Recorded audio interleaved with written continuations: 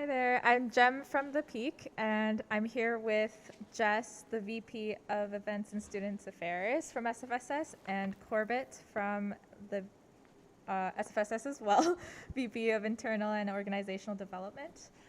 So I am going to ask you, how does it feel to finally be approaching the grand opening of the sub-building? So this whole week from August 23rd to August 27th is actually a soft opening. We're not doing a grand opening just yet due to COVID and just having small crowds of people come in the morning before we open it to the public. Today we had an opening ceremony where a few elders came as well, and we had our VP External sing and drum. And then we also had SFU and Burnaby stakeholders come today in the afternoon. And then we'll have a whole week long of events. So it's super exciting to have small groups come in just because it's COVID is still a thing. We're really excited, and we hopefully get to see more students come in once we open in our special operating hours. So yeah. It's a great thing because this project has been almost a decade in length. It started in 2012, finishing up in 2021. For myself personally, this is my third time as a board member. First time was in 2015. And that was the year that we got the loan pass, the loan pass at our annual general meeting, so we can start the construction of this whole thing. And so I was on the board that kind of got this thing kickstarted, and now I'm also been on the board that helped see it completed, and now soft opening and grand opening. So it's hard to describe actually. Surreal, probably. A little surreal, but also just exciting because we've completed it. Like it's something that there's been an effort for create student union building since we started as an SLS in the late 60s, and so there's been different attempts and different partial things like what used to be before the NBC space and all that stuff, and so it's just I don't know, it's wonderful. Awesome, thank you. Briefly, how did COVID-19 impact this project and the various delays, if any, experienced? It's caused a little bit of slowdown initially with well, we were fully constructed by then, but there was also a lot of little deficiencies and stuff that gets made after making a building for 5 or so years. So scratches and equipment and stuff need to be fully repaired or fixed up. So at first it was a bit of a challenge because we weren't sure how many people could be in the building for people like ourselves, like execs and stuff and staff, as well as contractors. But then once we got provincial health orders changed and we knew what the rules were, everything got open and running, and it was actually pretty good in some ways that it gave the whole building effectively open to just fix on work and stuff, so we can get work crews in and out much more easily instead of having to work around classes or not classes, sorry, work around student groups or whatever, booking spaces and such.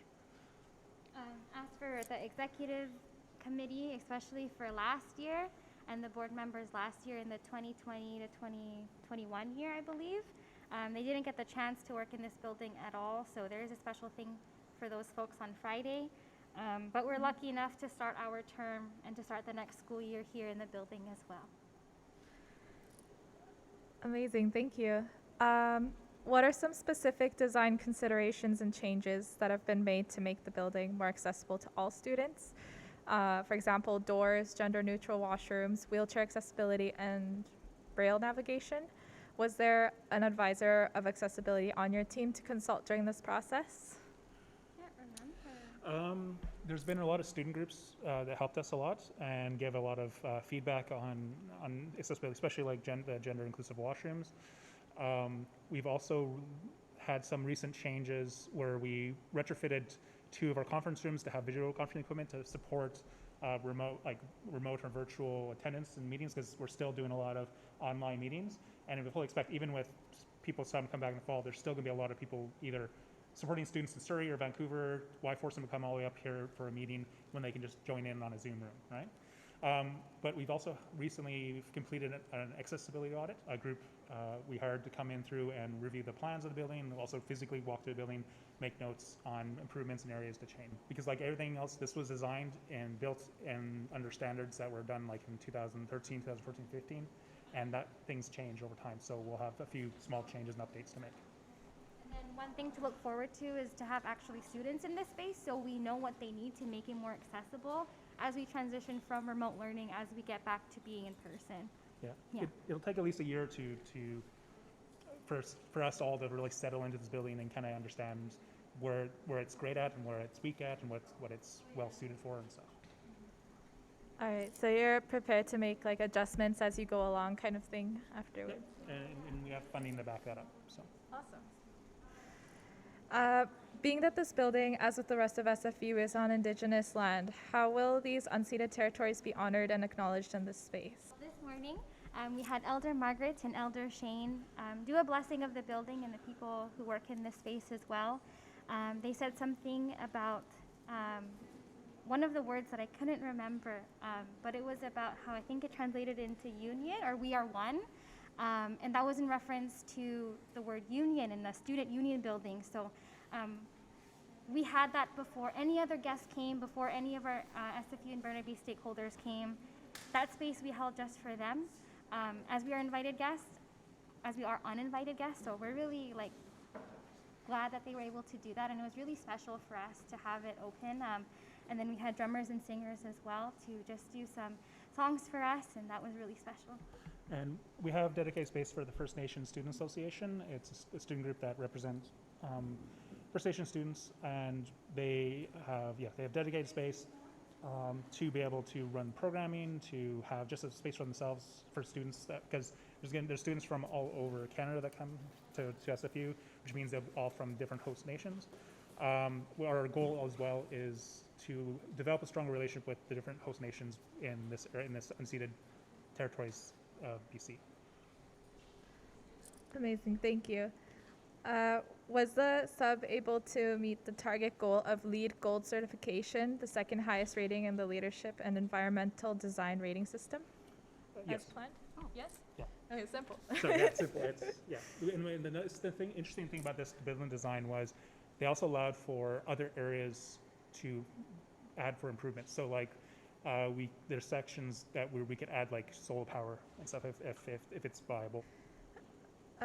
What kind of space do you hope this sub will be for students? What amenity do you think students will be most excited about? So many. So even while they were making this building, there was a lot of student consultation. So gas fireplaces were one of them. So we have a few of them around the building. We have a nap room that's just closed for now because of COVID. Gender neutral washrooms as well as the amenities as a what is that word? Necessity as well.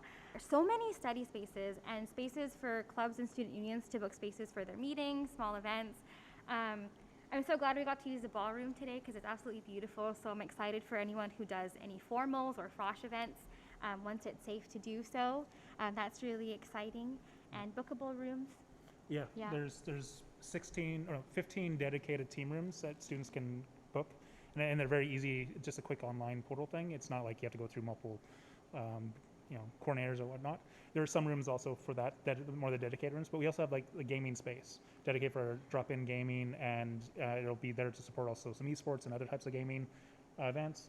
We have the dance studio that you come in for, supporting all the different dance clubs, but also the programs like out down in Woodwards. They actually have like proper flooring and the proper bars and everything else. But it'd also be used for programming for like yoga events or different types of dance classes, or even just bringing in some, probably most likely students that can do like the jazz club and stuff can go and play in that space and practice in that space and stuff. So there's so many, there's both general space, either just drop in like just a quick study or just have lunch, versus team rooms for doing presentations, to actual specific spaces for like programming and other kinds of activities. We also have dining halls with a ton of microwaves for everyone to use. 20. 20 microwaves, that was really popular. And a music room that were soundproof as too. Yeah. All right, those are all my questions for you. Thank you so much, Corbett and Jess, for talking to us. Thank you. Thank you.